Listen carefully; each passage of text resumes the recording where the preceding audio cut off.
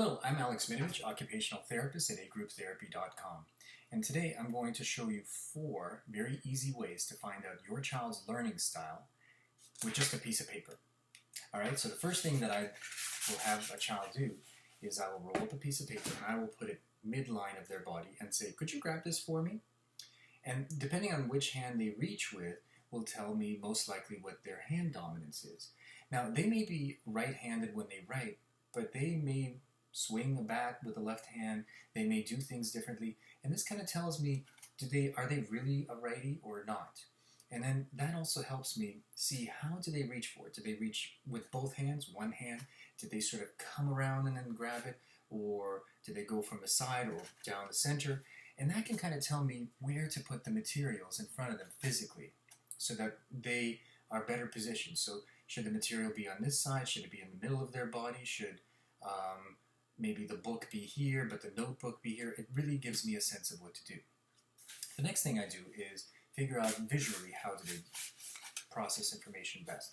So the way I do that is say, with this piece of paper, pretend it's a telescope and just look through it. So I put it right up to my right eye. So that tells me that I would probably want to present information to the child on the right side of their body.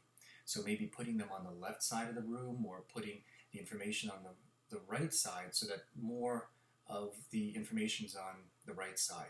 Or if you wanted to reduce some information, maybe sitting them more to the right, but having the important stuff right there. The third thing I guess I do is I have them walk up to the door, and at this time, make sure that you're watching how I walk. Do I swing my hands? Do I sort of slouch? That gives you a lot of really good info. And I have them put their ear up to the door. Now what that tells me is which ear is their dominant ear. So I put my right ear up to the door. That tells me that most likely when I give verbal instructions, I would recommend standing on this side of the body and giving information this way because that's my preferred way of receiving auditory or verbal information. What I said about watching the way the child walks is, do they swing their hands appropriately? Are they sort of slouched? If they're slouched, maybe when they're sitting, they just get too tired and they don't have the trunk control to hold themselves up. So there's a bunch of things just in walking to that door that you could observe.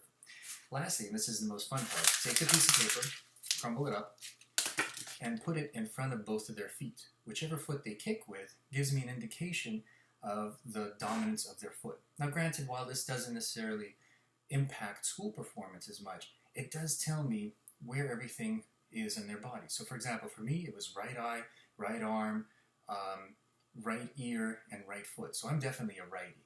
So this way you can kind of tell which way you should go. Did the child really integrate different parts of their body, or are they all over the place? So again, I'm Alex Minovich, Occupational Therapist with agrouptherapy.com. And if you have any questions, shoot me a question, shoot me an email, and let me know how I can help.